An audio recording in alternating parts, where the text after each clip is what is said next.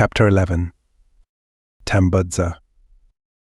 Tarzan scooped a shallow grave for the Kincaid's cook, beneath whose repulsive exterior had beaten the heart of a chivalrous gentleman.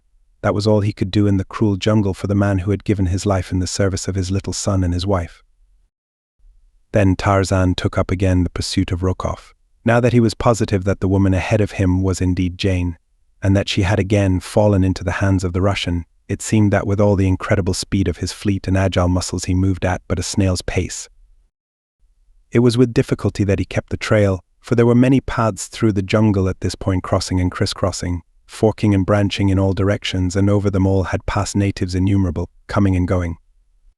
The spoor of the white men was obliterated by that of the native carriers who had followed them, and over all was the spoor of other natives and of wild beasts. It was most perplexing, yet Tarzan kept on assiduously, checking his sense of sight against his sense of smell, that he might more surely keep to the right trail, but with all his care night found him at a point where he was positive that he was on the wrong trail entirely. He knew that the pack would follow his spoor, and so he had been careful to make it as distinct as possible, brushing often against the vines and creepers that walled the jungle path, and in other ways leaving his scent spoor plainly discernible. As darkness settled, a heavy rain set in, and there was nothing for the baffled ape-man to do but wait in the partial shelter of a huge tree until morning, but the coming of dawn brought no cessation of the torrential downpour. For a week the sun was obscured by heavy clouds, while violent rain and windstorms obliterated the last remnants of the spoor Tarzan constantly though vainly sought. During all this time he saw no signs of natives, nor of his own pack, the members of which he feared had lost his trail during the terrific storm. As the country was strange to him, he had been unable to judge his course accurately, since he had had neither sun by day, nor moon, nor stars by night to guide him. When the sun at last broke through the clouds in the forenoon of the 7th day, it looked down upon an almost frantic ape-man. For the first time in his life, Tarzan of the Apes had been lost in the jungle. That the experience should have befallen him at such a time seemed cruel beyond expression. Somewhere in this savage land his wife and son lay in the clutches of the arch-fiend Rokoff. What hideous trials might they not have undergone during those 7 awful days that nature had thwarted him in his endeavors to locate them? Tarzan knew the Russian in whose power they were so well that he could not doubt but that the man, filled with rage that Jane had once escaped him, and knowing that Tarzan might be close upon his trail, would wreak without further loss of time whatever vengeance his polluted mind might be able to conceive. But now that the sun shone once more, the ape-man was still at a loss as to what direction to take. He knew that Rokoff had left the river in pursuit of Anderson, but whether he would continue inland or return to the Ugambi was a question. The ape-man had seen that the river at the point he had left it was growing narrow and swift, so that he judged that it could not be navigable, even for canoes to any great distance farther toward its source. However, if Rokoff had not returned to the river, in what direction had he proceeded? From the direction of Anderson's flight with Jane and the child, Tarzan was convinced that the man had purposed attempting the tremendous feat of crossing the continent to Zanzibar, but whether Rokoff would dare so dangerous a journey or not was a question. Fear might drive him to the attempt now that he knew the manner of horrible pack that was upon his trail, and that Tarzan of the Apes was following him to wreak upon him the vengeance that he deserved. At last the ape-man determined to continue toward the northeast in the general direction of German East Africa, until he came upon natives from whom he might gain information as to Rokoff's whereabouts. The 2nd day following the cessation of the rain, Tarzan came upon a native village, the inhabitants of which fled into the bush the instant their eyes fell upon him. Tarzan, not to be thwarted in any such manner as this, pursued them, and after a brief chase caught up with a young warrior. The fellow was so badly frightened that he was unable to defend himself, dropping his weapons and falling upon the ground, wide-eyed and screaming as he gazed on his captor. It was with considerable difficulty that the ape-man quieted the fellow's fears sufficiently to obtain a coherent statement from him as to the cause of his uncalled-for terror. From him Tarzan learned, by dint of much coaxing, that a party of whites had passed through the village several days before. These men had told them of a terrible white devil that pursued them, warning the natives against it, and the frightful pack of demons that accompanied it. The black had recognized Tarzan as the white devil from the descriptions given by the whites and their black servants. Behind him he had expected to see a horde of demons disguised as apes and panthers. In this Tarzan saw the cunning hand of Rokoff. The Russian was attempting to make travel as difficult as possible for him by turning the natives against him in superstitious fear.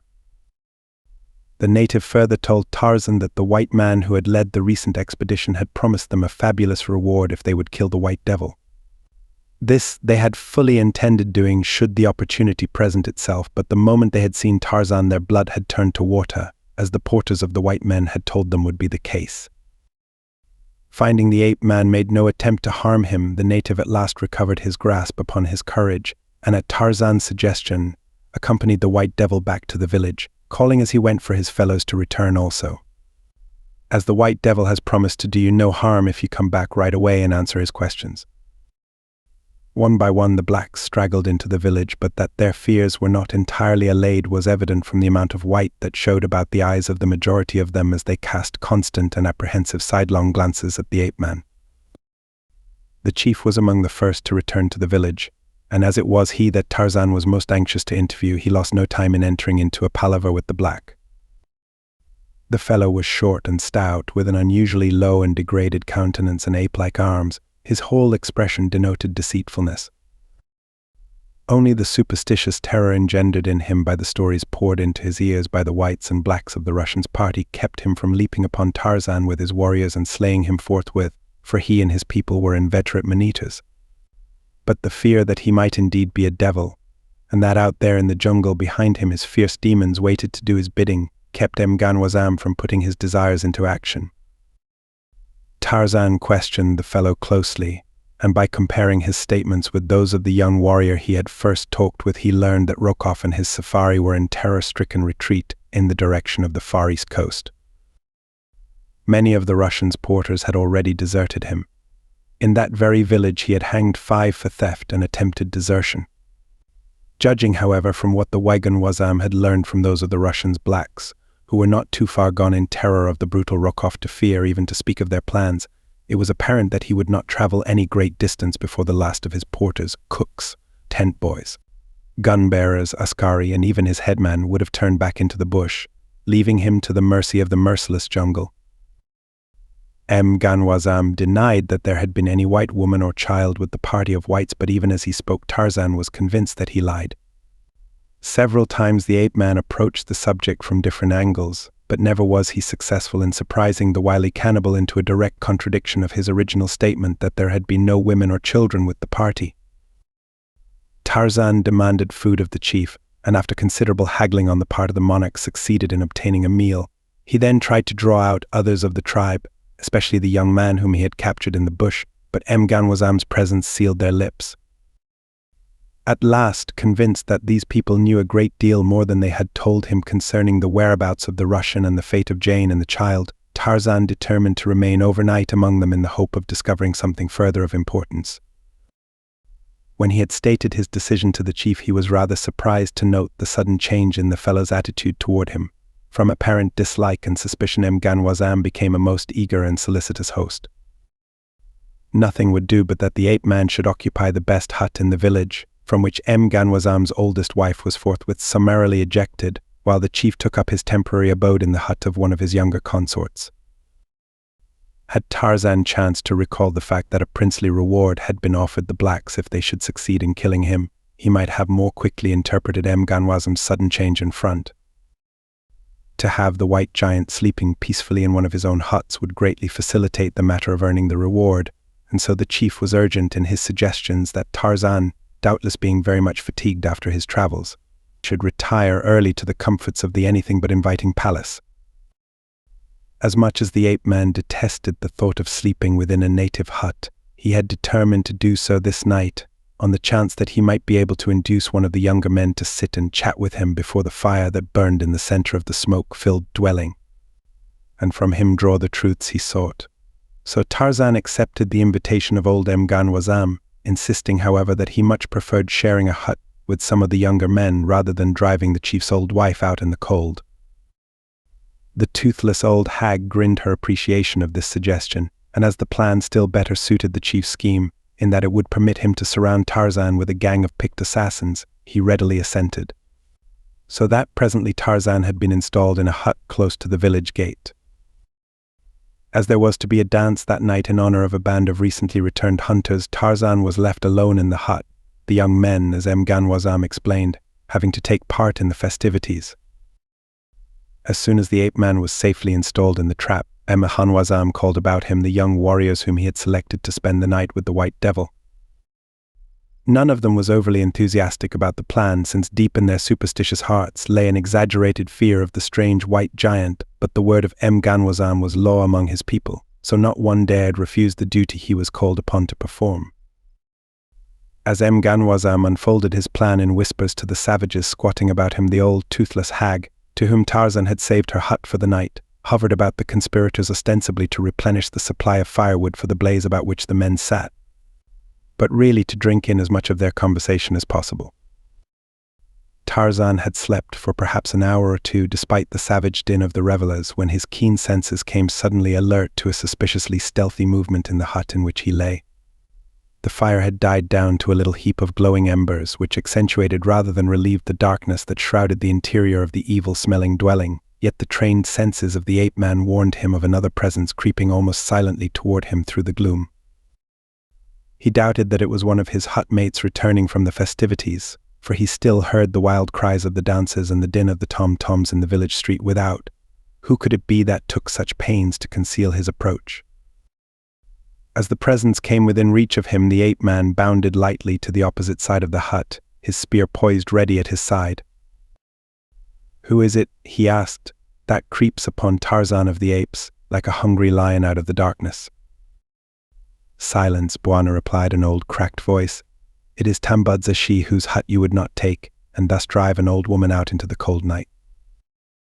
"What does Tambudza want of Tarzan of the Apes?" asked the ape-man. "You were kind to me, to whom none is now kind, and I have come to warn you in payment of your kindness," answered the old hag. "Warn me of what?" "Mganwazam has chosen the young men who are to sleep in the hut with you," replied Tambudza. "I was near as he talked with them, and heard him issuing his instructions to them. When the dances run well into the morning, they are to come to the hut. If you are awake, they are to pretend that they have come to sleep, but if you sleep, it is Mganwazam's command that you be killed. If you are not then asleep, they will wait quietly beside you until you do sleep. And then they will all fall upon you together and slay you. Mganwazam is determined to win the reward the white man has offered." "I had forgotten the reward," said Tarzan, half to himself, and then he added, "How may Mganwazam hope to collect the reward now that the white men who are my enemies have left his country and gone he knows not where?" "Oh, they have not gone far," replied Tambudza. "Mganwazam knows where they camp. His runners could quickly overtake them, they move slowly." "Where are they?" asked Tarzan. "Do you wish to come to them?" asked Tambudza in way of reply. Tarzan nodded. "I cannot tell you where they lie so that you could come to the place yourself, but I could lead you to them, Bwana." In their interest in the conversation, neither of the speakers had noticed the little figure which crept into the darkness of the hut behind them, nor did they see it when it slunk noiselessly out again. It was little Burroughs, the chief's son by one of his younger wives, a vindictive, degenerate little rascal who hated Tambudza and was ever seeking opportunities to spy upon her and report her slightest breach of custom to his father. "Come, then," said Tarzan quickly, "let us be on our way." This Burroughs did not hear, for he was already legging it up the village street to where his hideous sire guzzled native beer and watched the evolutions of the frantic dancers, leaping high in the air and cavorting wildly in their hysterical capers. So it happened that as Tarzan and Tambudza sneaked warily from the village and melted into the Stygian darkness of the jungle, two lithe runners took their way in the same direction, though by another trail. When they had come sufficiently far from the village to make it safe for them to speak above a whisper, Tarzan asked the old woman if she had seen aught of a white woman and a little child. "Yes, Bwana," replied Tambudza. "There was a woman with them, and a little child, a little white pickaninny. It died here in our village of the fever, and they buried it." Chapter 12. A black scoundrel. When Jane Clayton regained consciousness, she saw Anderson standing over her, holding the baby in his arms. As her eyes rested upon them, an expression of misery and horror overspread her countenance. "What is the matter?" he asked. "You ban sick." "Where is my baby?" she cried, ignoring his questions. Anderson held out the chubby infant, but she shook her head. "It is not mine," she said. "You knew that it was not mine. You are a devil like the Russian." Anderson's blue eyes stretched in surprise. "Not yours," he exclaimed. "You told me the kid aboard the Kincaid ban your kid." "Not this one," replied Jane dully. "The other." "Where is the other?" "There must have been two. I did not know about this one." "There wasn't no other kid. I tank this ban yours." "I am very sorry." Anderson fidgeted about, standing first on one foot and then upon the other. It was perfectly evident to Jane that he was honest in his protestations of ignorance of the true identity of the child. Presently the baby commenced to crow and bounce up and down in the Swede's arms, at the same time leaning forward with little hands out reaching toward the young woman. She could not withstand the appeal, and with a low cry she sprang to her feet and gathered the baby to her breast. For a few minutes she wept silently, her face buried in the baby's soiled little dress. The first shock of disappointment that the tiny thing had not been her beloved Jack was giving way to a great hope that after all some miracle had occurred to snatch her baby from Rokoff's hands at the last instant before the Kincaid sailed from England. Then, too, there was the mute appeal of this wee waif alone and unloved in the midst of the horrors of the savage jungle. It was this thought more than any other that had sent her mother's heart out to the innocent babe, while still she suffered from disappointment that she had been deceived in its identity. "Have you no idea whose child this is?" she asked Anderson. The man shook his head. "Not now," he said. "If he ain't ban your kid." "I don't know whose kid he do ban. Rokoff said it was yours." "I tank he tank so too." "What do we do with it now?" "I can't go back to the Kincaid. Rokoff would have me shot, but you can go back. I take you to the sea, and then some of these black men, they take you to the ship A." "No, no," cried Jane, "not for the world. I would rather die than fall into the hands of that man again. No, let us go on and take this poor little creature with us. If God is willing, we shall be saved in one way or another." So they again took up their flight through the wilderness, taking with them a half-dozen of the mouseless to carry provisions and the tents that Anderson had smuggled aboard the small boat in preparation for the attempted escape. The days and nights of torture that the young woman suffered were so merged into one long, unbroken nightmare of hideousness that she soon lost all track of time. Whether they had been wandering for days or years she could not tell. The one bright spot in that eternity of fear and suffering was the little child whose tiny hands had long since fastened their softly groping fingers firmly about her heart. In a way the little thing took the place and filled the aching void that the theft of her own baby had left. It could never be the same, of course, but yet, day by day, she found her mother love, enveloping the waif more closely until she sometimes sat with closed eyes lost in the sweet imagining that the little bundle of humanity at her breast was truly her own. For some time their progress inland was extremely slow. Word came to them from time to time through natives passing from the coast on hunting excursions that Rokoff had not yet guessed the direction of their flight. This, and the desire to make the journey as light as possible for the gently bred woman, kept Anderson to a slow advance of short and easy marches with many rests.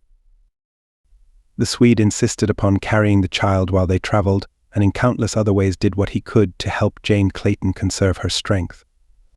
He had been terribly chagrined on discovering the mistake he had made in the identity of the baby, but once the young woman became convinced that his motives were truly chivalrous, she would not permit him longer to upbraid himself for the error that he could not by any means have avoided.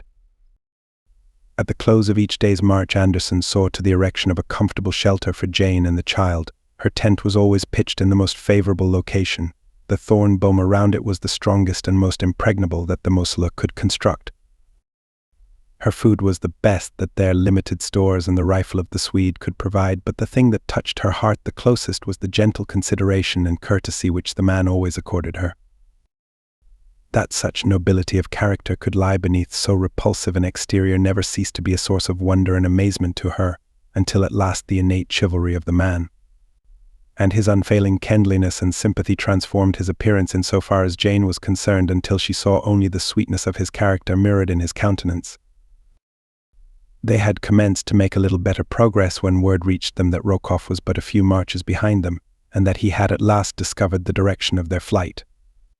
It was then that Anderson took to the river, purchasing a canoe from a chief whose village lay a short distance from the Ugambi upon the bank of a tributary. Thereafter the little party of fugitives fled up the broad Ugambi, and so rapid had their flight become that they no longer received word of their pursuers. At the end of canoe navigation upon the river, they abandoned their canoe and took to the jungle. Here progress became at once arduous, slow, and dangerous. The second day after leaving the Ugambi, the baby fell ill with fever. Anderson knew what the outcome must be, but he had not the heart to tell Jane Clayton the truth, for he had seen that the young woman had come to love the child almost as passionately as though it had been her own flesh and blood.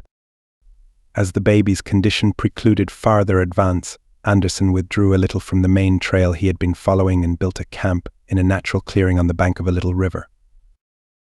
Here Jane devoted her every moment to caring for the tiny sufferer, and as though her sorrow and anxiety were not all that she could bear. A further blow came with the sudden announcement of one of the Mosla porters who had been foraging in the jungle adjacent that Rokoff and his party were camped quite close to them, and were evidently upon their trail to this little nook which all had thought so excellent, a hiding place. This information could mean but one thing, and that they must break camp and fly onward regardless of the baby's condition. Jane Clayton knew the traits of the Russian well enough to be positive that he would separate her from the child the moment that he recaptured them, and she knew that separation would mean the immediate death of the baby. As they stumbled forward through the tangled vegetation along an old and almost overgrown game trail, the Mosla porters deserted them one by one. The men had been staunch enough in their devotion and loyalty as long as they were in no danger of being overtaken by the Russian and his party. They had heard, however, so much of the atrocious disposition of Rokoff that they had grown to hold him in mortal terror, and now that they knew he was close upon them, their timid hearts would fortify them no longer, and as quickly as possible they deserted the three whites. Yet on and on went Anderson and the girl. The Swede went ahead to hew a way through the brush where the path was entirely overgrown, so that on this march it was necessary that the young woman carry the child. All day they marched. Late in the afternoon they realized that they had failed. Close behind them they heard the noise of a large safari advancing along the trail which they had cleared for their pursuers. When it became quite evident that they must be overtaken in a short time, Anderson hid Jane behind a large tree, covering her and the child with brush. "There is a village about a mile farther on," he said to her. "The Mosla told me its location before they deserted us. I tried to lead the Russian off your trail, then you go on to the village. I tank the chief ban friendly to white men the Mosla tell me he ban. Anyhow, that was all we can do. After a while you get chief to tack you down by the Mosla village at the sea again, and after a while a ship is sure to put into the mouth of the Ugambi. Then you be all right. Goodbye and good luck to you, lady." "But where are you going?" Sven asked Jane. "Why can't you hide here and go back to the sea with me?" "I gotta tell the Russian you ban dead so that he don't look for you no more," and Anderson grinned. "Why can't you join me then after you have told him that?" insisted the girl. Anderson shook his head. "I don't think I join anybody anymore after I tell the Russian you ban dead," he said. "You don't mean that you think he will kill you?" asked Jane, and yet in her heart she knew that that was exactly what the great scoundrel would do in revenge for his having been thwarted by the Swede. Anderson did not reply, other than to warn her to silence and point toward the path along which they had just come. "I don't care," whispered Jane Clayton. "I shall not let you die to save me if I can prevent it in any way. Give me your revolver. I can use that, and together we may be able to hold them off until we can find some means of escape." "It won't work," lady, replied Anderson. "They would only get us both, and then I couldn't do you no good at all. Think of the kid, lady, and what it would be for you both to fall into Rokoff's hands again. For his sake you must do what I say. Here, take my rifle and ammunition, you may need them." He shoved the gun and bandolier into the shelter beside Jane. Then he was gone. She watched him as he returned along the path to meet the oncoming safari of the Russian. Soon a turn in the trail hid him from view. Her first impulse was to follow. With the rifle she might be of assistance to him, and further she could not bear the terrible thought of being left alone at the mercy of the fearful jungle, without a single friend to aid her. She started to crawl from her shelter with the intention of running after Anderson as fast as she could. As she drew the baby close to her, she glanced down into its little face. How red it was! How unnatural the little thing looked! She raised the cheek to hers. It was fiery hot with fever. With a little gasp of terror, Jane Clayton rose to her feet in the jungle path. The rifle and bandolier lay forgotten in the shelter beside her, Anderson was forgotten, and Rukov and her great peril.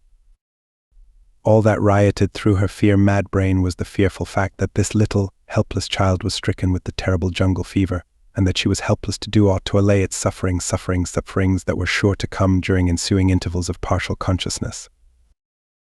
Her one thought was to find someone who could help her, some woman who had had children of her own, and with the thought came recollection of the friendly village of which Anderson had spoken. If she could but reach it in time. There was no time to be lost. Like a startled antelope, she turned and fled up the trail in the direction Anderson had indicated.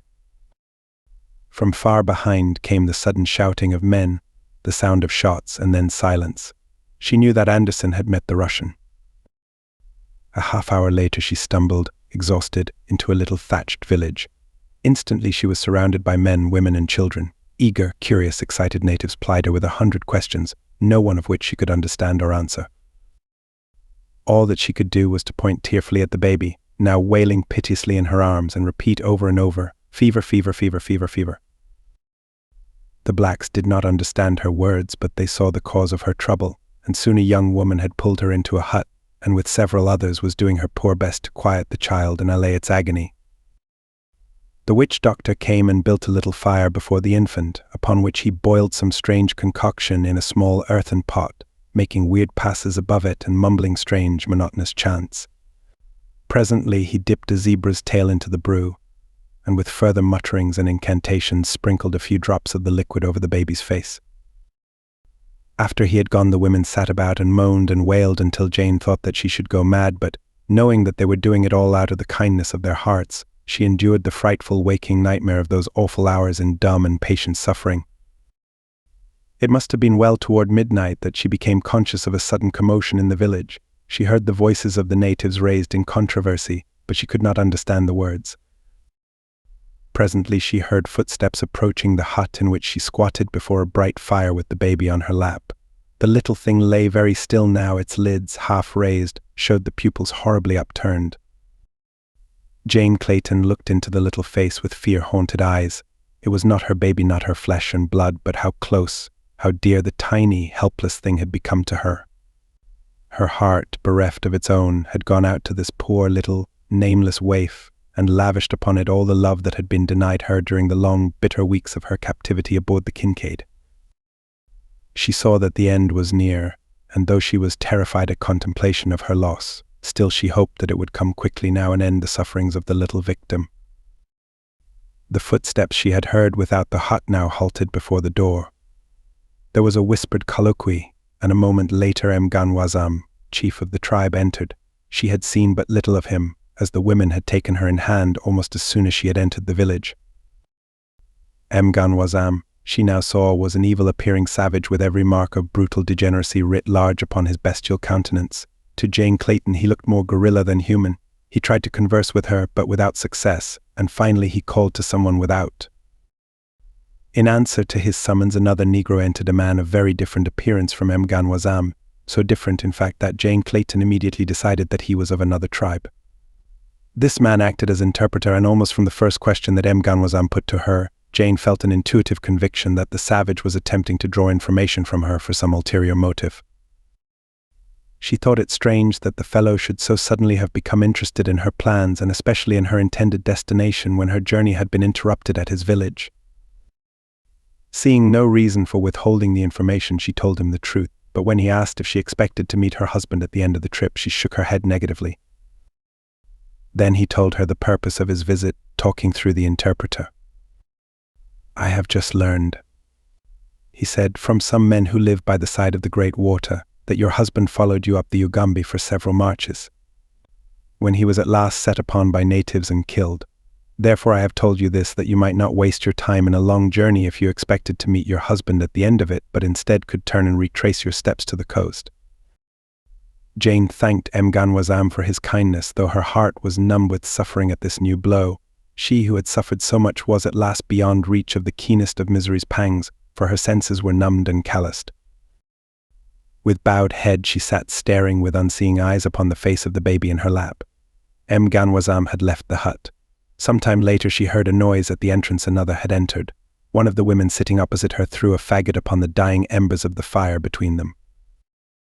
With a sudden flare it burst into renewed flame, lighting up the hut's interior as though by magic. The flame disclosed to Jane Clayton's horrified gaze that the baby was quite dead. How long it had been so she could not guess. A choking lump rose to her throat, her head drooped in silent misery upon the little bundle that she had caught suddenly to her breast. For a moment the silence of the hut was unbroken. Then the native woman broke into a hideous wail.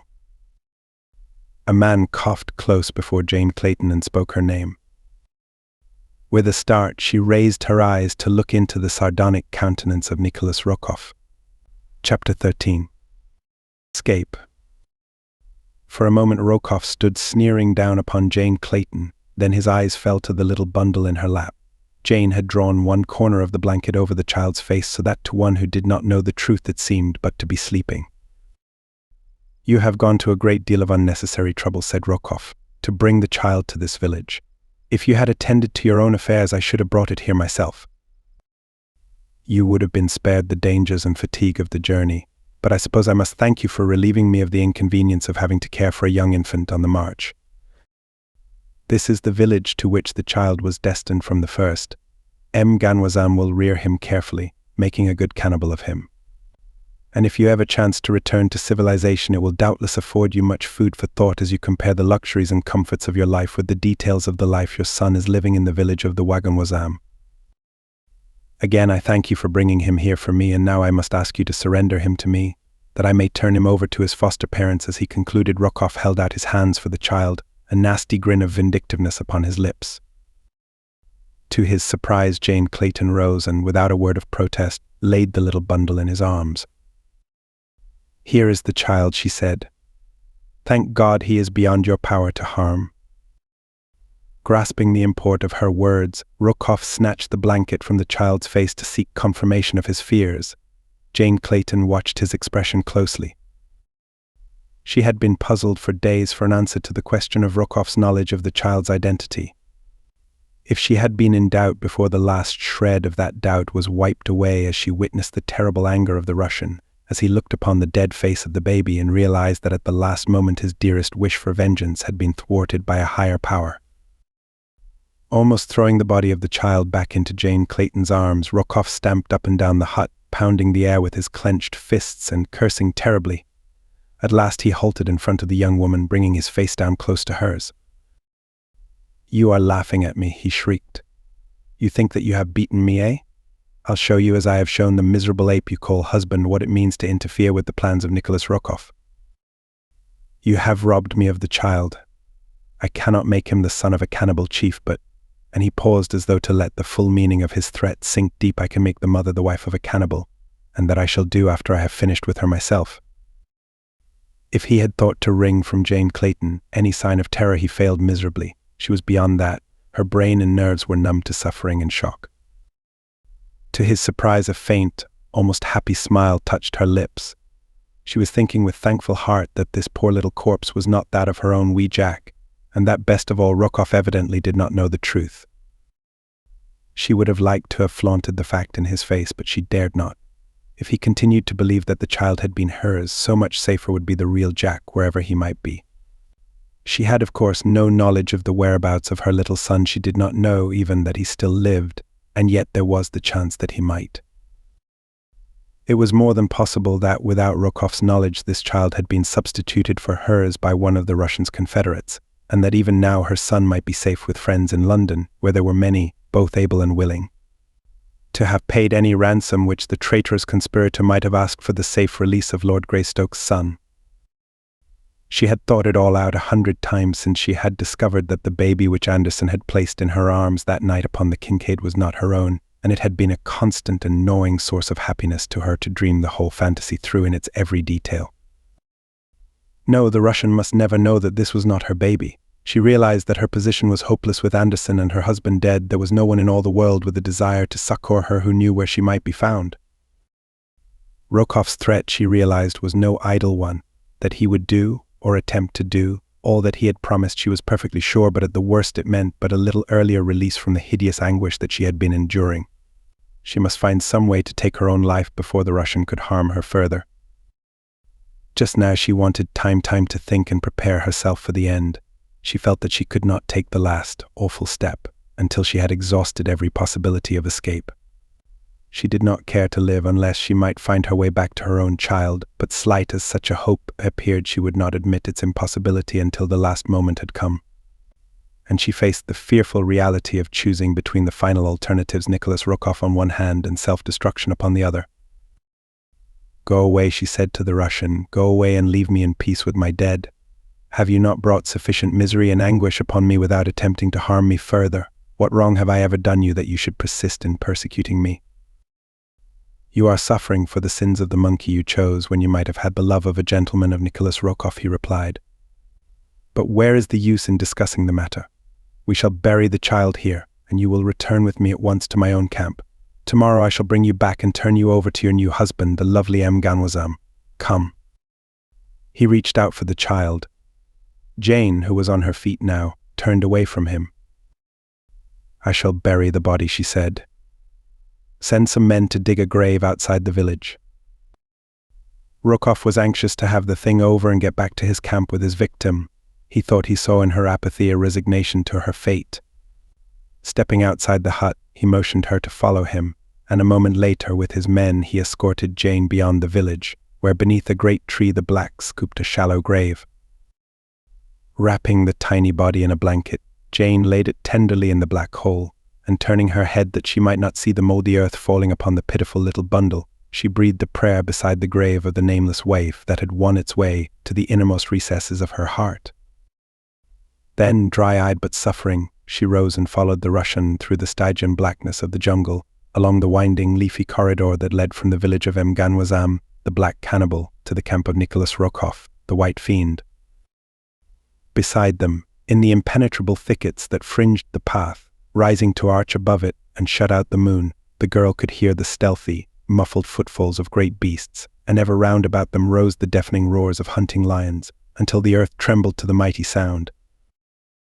The porters lighted torches now and waved them upon either hand to frighten off the beasts of prey. Rukov urged them to greater speed, and from the quavering note in his voice Jane Clayton knew that he was weak from terror. The sounds of the jungle night recalled most vividly the days and nights that she had spent in a similar jungle with her forest god, with the fearless and unconquerable Tarzan of the apes. Then there had been no thoughts of terror, though the jungle noises were new to her, and the roar of a lion had seemed the most awe-inspiring sound upon the great earth.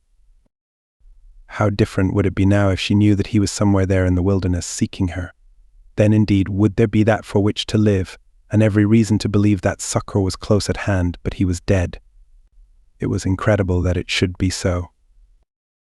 There seemed no place in death for that great body and those mighty thews. Had Rukov been the one to tell her of her lord's passing, she would have known that he lied. There could be no reason, she thought, why Ganwazam should have deceived her. She did not know that the Russian had talked with the savage a few minutes before the chief had come to her with his tale. At last they reached the rude boma that Rukov's porters had thrown up round the Russian's camp. Here they found all in turmoil. She did not know what it was all about, but she saw that Rukov was very angry, and from bits of conversation which she could translate she gleaned that there had been further desertions while he had been absent, and that the deserters had taken the bulk of his food and ammunition. When he had done venting his rage upon those who remained, he returned to where Jane stood under guard of a couple of his white sailors. He grasped her roughly by the arm and started to drag her toward his tent. The girl struggled and fought to free herself, while the two sailors stood by, laughing at the rare treat. Rukov did not hesitate to use rough methods when he found that he was to have difficulty in carrying out his designs. Repeatedly he struck Jane Clayton in the face, until at last, half-conscious, she was dragged within his tent. Rukov's boy had lighted the Russian's lamp, and now at a word from his master he made himself scarce. Jane had sunk to the floor in the middle of the enclosure. Slowly her numbed senses were returning to her, and she was commencing to think very fast indeed. Quickly her eyes ran round the interior of the tent, taking in every detail of its equipment and contents. Now the Russian was lifting her to her feet and attempting to drag her to the camp cot that stood at one side of the tent. At his belt hung a heavy revolver. Jane Clayton's eyes riveted themselves upon it. Her palm itched to grasp the huge butt. She feigned again to swoon, but through her half-closed lids she waited her opportunity. It came just as Rokoff was lifting her upon the cot. A noise at the tent door behind him brought his head quickly about and away from the girl. The butt of the gun was not an inch from her hand. With a single, lightning-like move, she snatched the weapon from its holster, and at the same instant Rokoff turned back toward her, realizing his peril.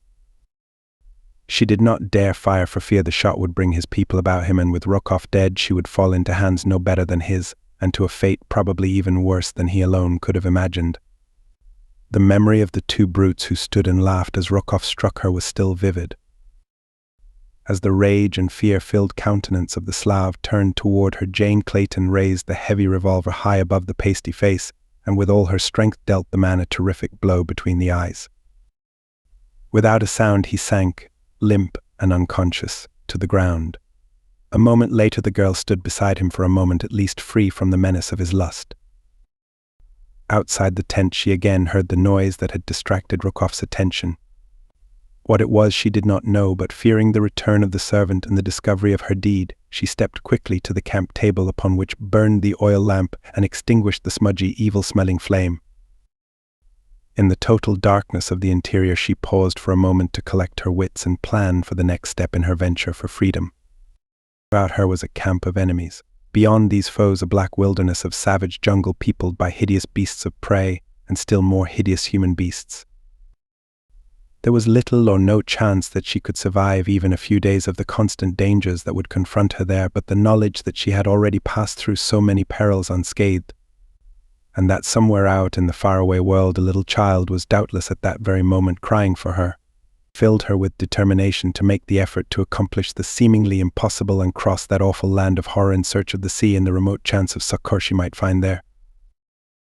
Rokoff's tent stood almost exactly in the center of the boma. Surrounding it were the tents and shelters of his white companions and the natives of his safari.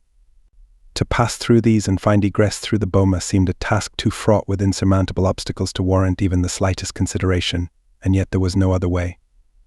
And to remain in the tent until she should be discovered would be to set at naught all that she had risked to gain her freedom, and so with stealthy step and every sense alert she approached the back of the tent to set out upon the first stage of her adventure. Groping along the rear of the canvas wall, she found that there was no opening there. Quickly she returned to the side of the unconscious Russian. In his belt her groping fingers came upon the hilt of a long hunting knife, and with this she cut a hole in the back wall of the tent. Silently she stepped without. To her immense relief she saw that the camp was apparently asleep. In the dim and flickering light of the dying fires she saw but a single sentry, and he was dozing upon his haunches at the opposite side of the enclosure. Keeping the tent between him and herself, she crossed between the small shelters of the native porters to the boma wall beyond. Outside, in the darkness of the tangled jungle, she could hear the roaring of lions, the laughing of hyenas, and the countless nameless noises of the midnight jungle. For a moment she hesitated, trembling. The thought of the prowling beasts out there in the darkness was appalling. Then, with a sudden brave toss of her head, she attacked the thorny boma wall with her delicate hands. Torn and bleeding though they were, she worked on breathlessly until she had made an opening through which she could worm her body, and at last she stood outside the enclosure. Behind her lay a fate worse than death, at the hands of human beings. Before her lay an almost certain fate, but it was only death, sudden, merciful, and honorable death. Without a tremor and without regret she darted away from the camp, and a moment later the mysterious jungle had closed about her. Chapter 14. Alone in the jungle. Tambudza, leading Tarzan of the apes toward the camp of the Russian, moved very slowly along the winding jungle path, for she was old and her legs stiff with rheumatism. So it was that the runners dispatched by Ganwazam to warn Rokoff that the white giant was in his village and that he would be slain that night reached the Russians' camp before Tarzan and his ancient guide had covered half the distance. The guides found the white man's camp in a turmoil. Rokoff had that morning been discovered stunned and bleeding within his tent. When he had recovered his senses and realized that Jane Clayton had escaped, his rage was boundless. Rushing about the camp with his rifle, he had sought to shoot down the native sentries who had allowed the young woman to elude their vigilance, but several of the other whites. Realizing that they were already in a precarious position owing to the numerous desertions that Rokoff's cruelty had brought about, seized and disarmed him. Then came the messengers from Mganwazam, but scarce had they told their story and Rokoff was preparing to depart with them for their village when other runners, panting from the exertions of their swift flight through the jungle, rushed breathless into the firelight, crying that the great white giant had escaped from Mganwazam and was already on his way to wreak vengeance against his enemies. Instantly confusion reigned within the encircling boma. The blacks belonging to Rokoff's safari were terror-stricken at the thought of the proximity of the white giant who hunted through the jungle with a fierce pack of apes and panthers at his heels. Before the whites realized what had happened, the superstitious fears of the natives had sent them scurrying into the bush, their own carriers as well as the messengers from Mganwazam, but even in their haste they had not neglected to take with them every article of value upon which they could lay in their hands. Thus Rokoff and the 7 white sailors found themselves deserted and robbed in the midst of a wilderness. The Russian, following his usual custom, berated his companions, laying all the blame upon their shoulders for the events which had led up to the almost hopeless condition in which they now found themselves, but the sailors were in no mood to brook his insults and his cursing. In the midst of this tirade, one of them drew a revolver and fired point blank at the Russian. The fellow's aim was poor, but his act so terrified Rokoff that he turned and fled for his tent. As he ran, his eyes chanced to pass beyond the boma to the edge of the forest, and there he caught a glimpse of that which sent his craven heart cold with a fear that almost expunged his terror of the 7 men at his back, who by this time were all firing in hate and revenge at his retreating figure. What he saw was the giant figure of an almost naked white man emerging from the bush. Darting into his tent, the Russian did not halt in his flight, but kept right on through the rear wall, taking advantage of the long slit that Jane Clayton had made the night before.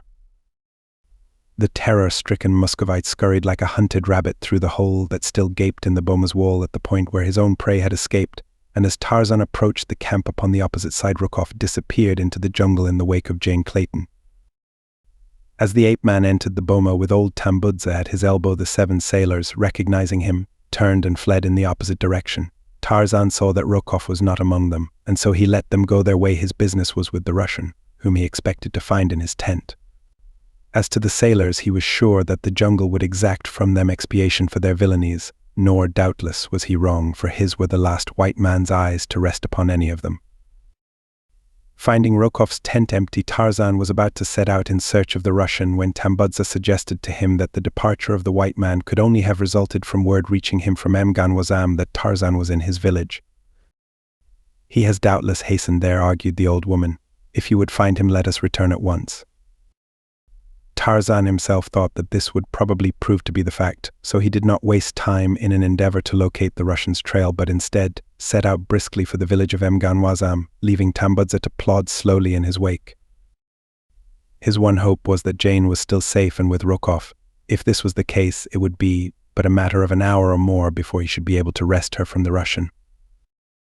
He knew now that Mganwazam was treacherous and that he might have to fight to regain possession of his wife.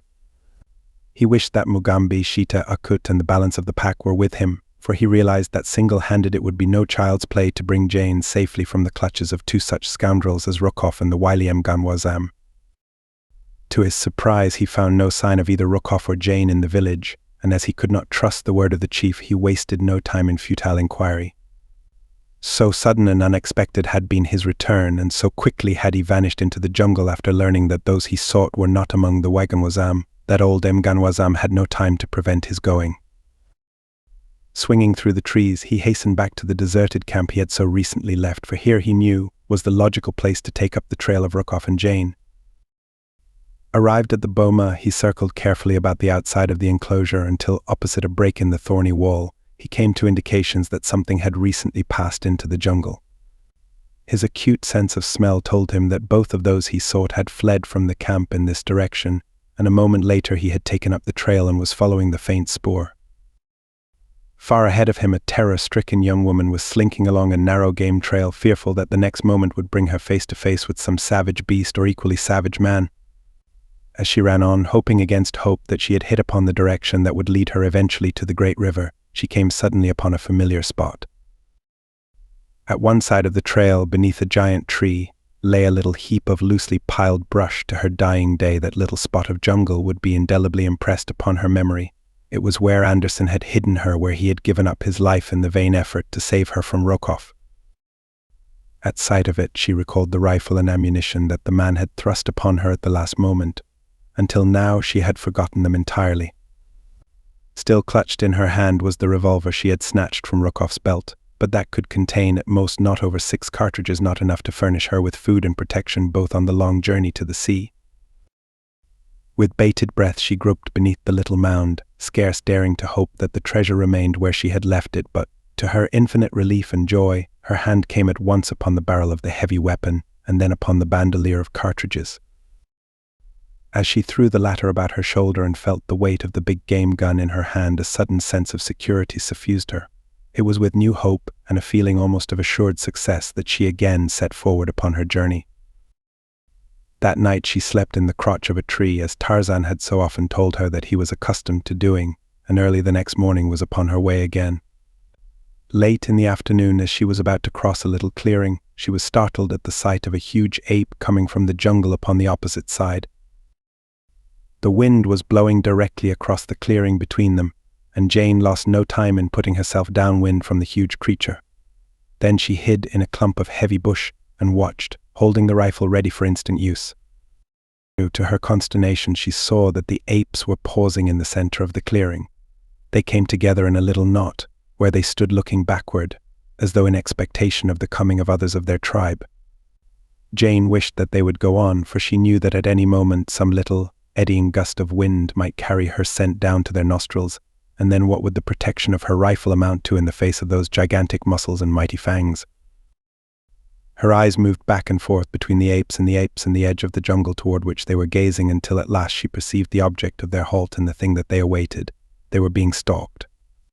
Of this she was positive, as she saw the lithe, sinewy form of a panther glide noiselessly from the jungle at the point at which the apes had emerged but a moment before. Quickly the beast trotted across the clearing toward the anthropoids. Jane wondered at their apparent apathy, and a moment later her wonder turned to amazement as she saw the great cat come quite close to the apes, who appeared entirely unconcerned by its presence, and squatting down in their midst, fell assiduously to the business of preening, which occupies most of the waking hours of the cat family. If the young woman was surprised by the sight of these natural enemies fraternizing, it was with emotions little short of fear for her own sanity that she presently saw a tall, muscular warrior enter the clearing and join the group of savage beasts assembled there.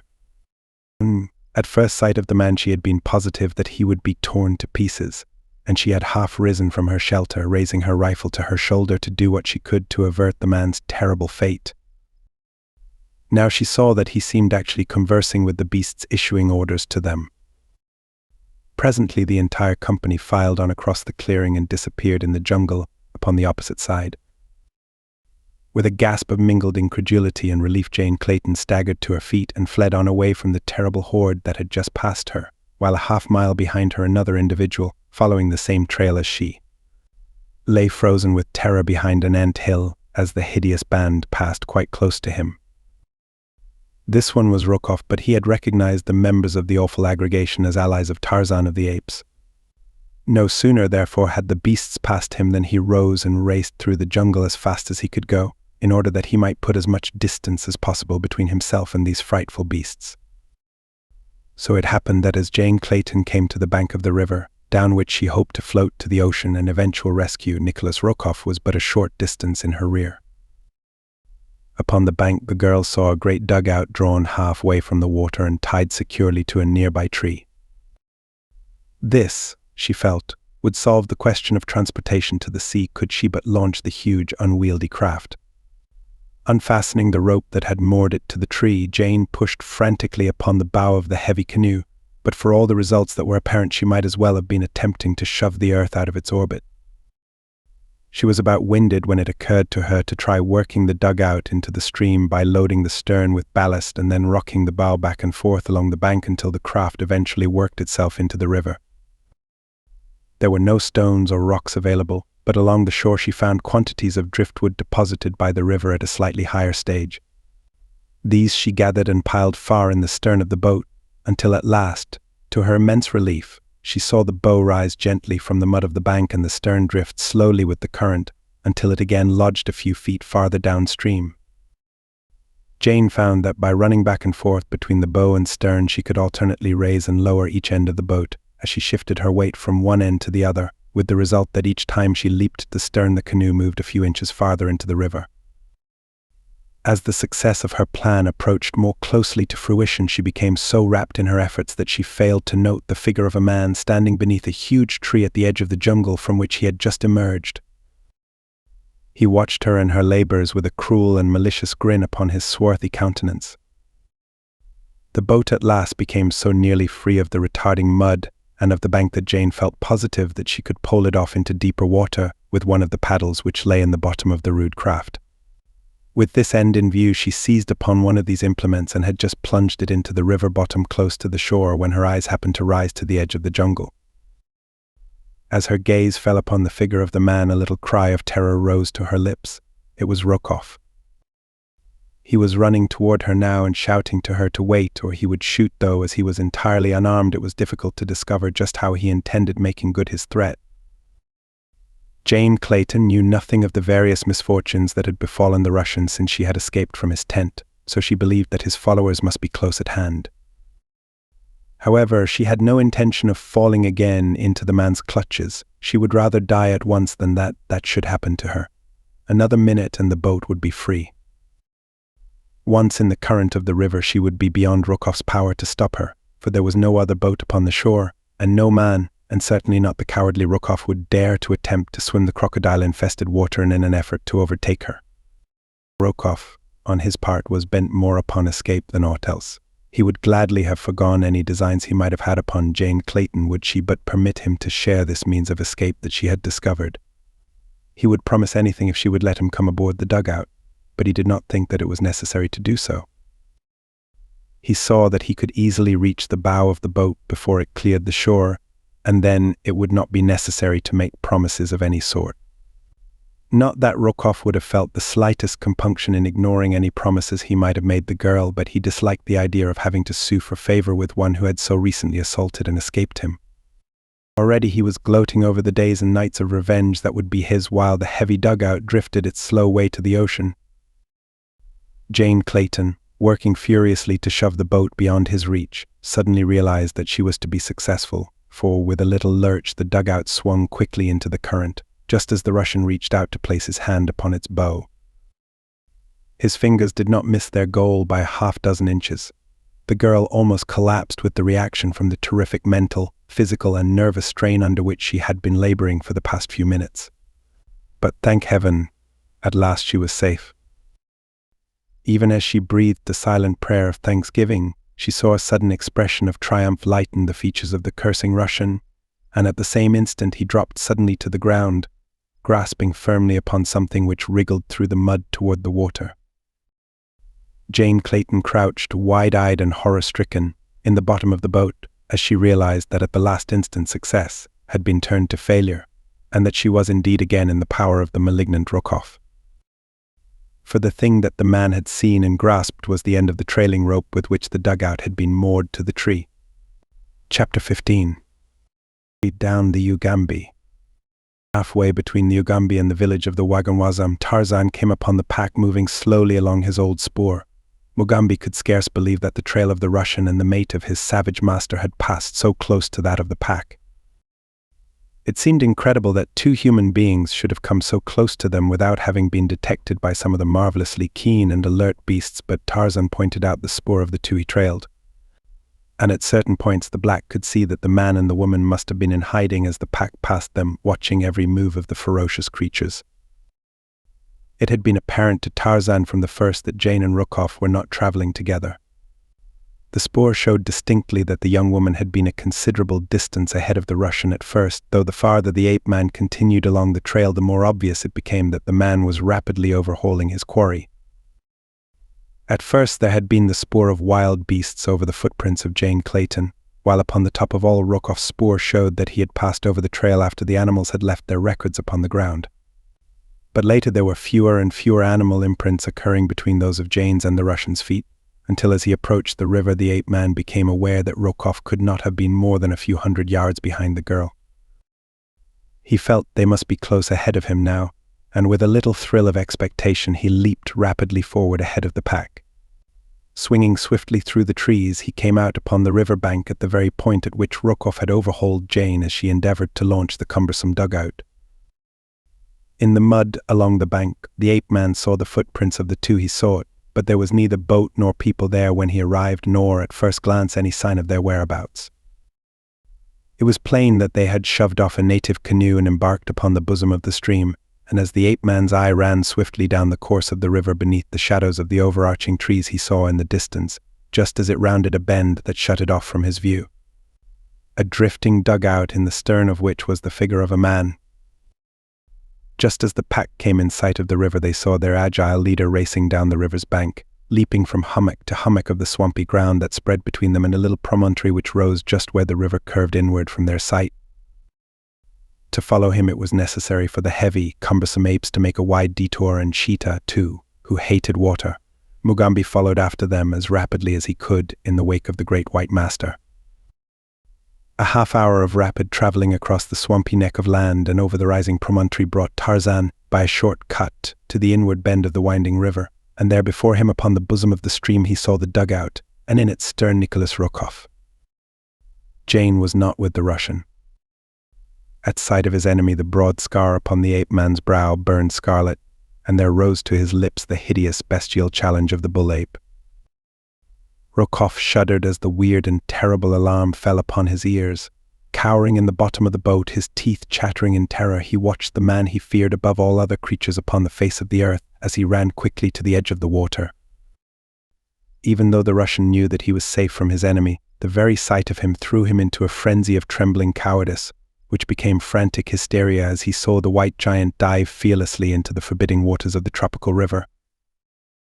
With steady, powerful strokes the ape-man forged out into the stream toward the drifting dugout.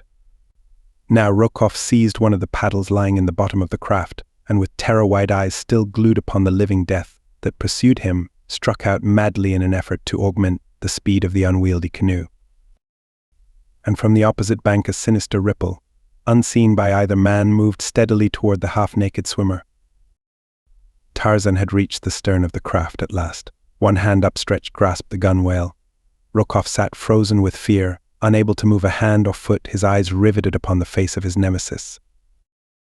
Then a sudden commotion in the water behind the swimmer caught his attention. He saw the ripple, and he knew what caused it. At the same instant Tarzan felt mighty jaws close upon his right leg. He tried to struggle free and raise himself over the side of the boat. His efforts would have succeeded had not this unexpected interruption galvanized the malign brain of the Russian into instant action with its sudden promise of deliverance and revenge. Like a venomous snake the man leaped toward the stern of the boat, and with a single swift blow struck Tarzan across the head with the heavy paddle. The ape-man's fingers slipped from their hold upon the gunwale. There was a short struggle at the surface, and then a swirl of waters, a little eddy, and a burst of bubbles soon smoothed out by the flowing current marked for the instant the spot where Tarzan of the Apes, Lord of the Jungle, disappeared from the sight of men beneath the gloomy waters of the dark and forbidding Ugambi. Weak from terror, Rokoff sank shuddering into the bottom of the dugout. For a moment he could not realize the good fortune that had befallen him. All that he could see was the figure of a silent, struggling white man disappearing beneath the surface of the river to unthinkable death in the slimy mud of the bottom. Slowly all that it meant to him filtered into the mind of the Russian, and then a cruel smile of relief and triumph touched his lips, but it was short-lived, for just as he was congratulating himself that he was now comparatively safe to proceed upon his way to the coast unmolested, a mighty pandemonium rose from the riverbank close by. As his eyes sought the authors of the frightful sound, he saw standing upon the shore, glaring at him with hate-filled eyes, a devil-faced panther surrounded by the hideous apes of Akutu, and in the forefront of them a giant black warrior who shook his fist at him, threatening him with terrible death. The nightmare of that flight down the Ugambi with the hideous horde racing after him by day and by night, now abreast of him, now lost in the mazes of the jungle far behind for hours and once for a whole day, only to reappear again upon his trail grim, relentless and terrible, reduced the Russian from a strong and robust man to an emaciated, white-haired, fear-gibbering thing before ever the bay and the ocean broke upon his hopeless vision. Past populous villages he had fled. Time and again warriors had put out in their canoes to intercept him, but each time the hideous horde had swept into view to send the terrified natives shrieking back to the shore to lose themselves in the jungle. Nowhere in his flight had he seen aught of Jane Clayton. Not once had his eyes rested upon her since that moment at the river's brim his hand had closed upon the rope attached to the bow of her dugout, and he had believed her safely in his power again. Only to be thwarted an instant later as the girl snatched up a heavy express rifle from the bottom of the craft and leveled it full at his breast. Quickly he had dropped the rope then and seen her float away beyond his reach, but a moment later he had been racing upstream toward a little tributary in the mouth of which was hidden the canoe in which he and his party had come thus far upon their journey in pursuit of the girl and Anderson. What had become of her? There seemed little doubt in the Russian's mind, however, but that she had been captured by warriors from one of the several villages she would have been compelled to pass on her way down to the sea, while he was at least rid of most of his human enemies. But at that he would gladly have had them all back in the land of the living, could he thus have been freed from the menace of the frightful creatures who pursued him with awful relentlessness, screaming and growling at him every time they came within sight of him.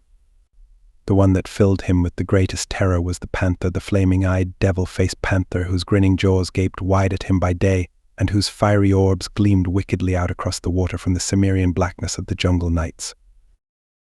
The sight of the mouth of the Ugambi filled Rokoff with renewed hope, for there, upon the yellow waters of the bay, floated the Kincaid at anchor. He had sent the little steamer away to coal while he had gone up the river, leaving Polvich in charge of her, and he could have cried aloud in his relief as he saw that she had returned in time to save him. Frantically he alternately paddled furiously toward her and rose to his feet, waving his paddle and crying aloud in an attempt to attract the attention of those on board, but loud as he screamed his cries awakened no answering challenge from the deck of the silent craft. Upon the shore behind him a hurried backward glance revealed the presence of the snarling pack. Even now, he thought, these man-like devils might yet find a way to reach him even upon the deck of the steamer unless there were those there to repel them with firearms. What could have happened to those he had left upon the Kincaid? Where was Polvich? Could it be that the vessel was deserted and that after all he was doomed to be overtaken by the terrible fate that he had been flying from through all these hideous days and nights? He shivered as might one upon whose brow death has already laid his clammy finger. Yet he did not cease to paddle frantically toward the steamer, and at last, after what seemed an eternity, the bow of the dugout bumped against the timbers of the Kincaid. Over the ship's side hung a monkey ladder, but as the Russian grasped it to ascend to the deck he heard a warning challenge from above, and looking up, gazed into the cold, relentless muzzle of a rifle. After Jane Clayton, with rifle leveled at the breast of Rokoff, had succeeded in holding him off until the dugout in which she had taken refuge had drifted out upon the bosom of the Ugambi beyond the man's reach, she had lost no time in paddling to the swiftest sweep of the channel. Nor did she for long days and weary nights cease to hold her craft to the most rapidly moving part of the river, except when during the hottest hours of the day she had been wont to drift as the current would take her, lying prone in the bottom of the canoe, her face sheltered from the sun with a great palm leaf. Thus only did she gain rest upon the voyage. At other times she continually sought to augment the movement of the craft by wielding the heavy paddle.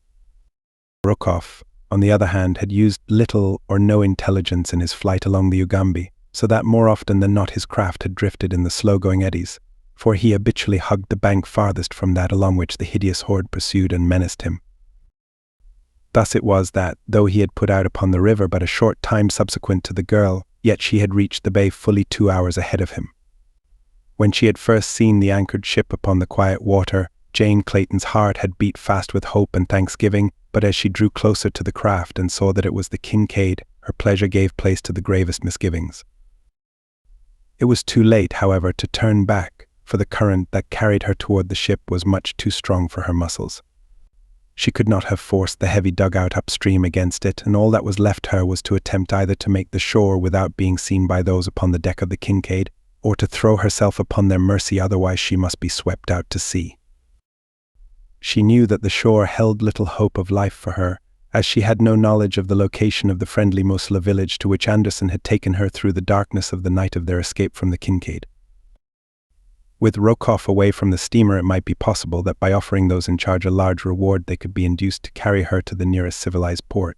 It was worth risking if she could make the steamer at all. The current was bearing her swiftly down the river, and she found that only by dint of the utmost exertion could she direct the awkward craft toward the vicinity of the Kincaid. Having reached the decision to board the steamer, she now looked to it for aid, but to her surprise the decks appeared to be empty and she saw no sign of life aboard the ship. The dugout was drawing closer and closer to the bow of the vessel, and yet no hail came over the side from any lookout aboard.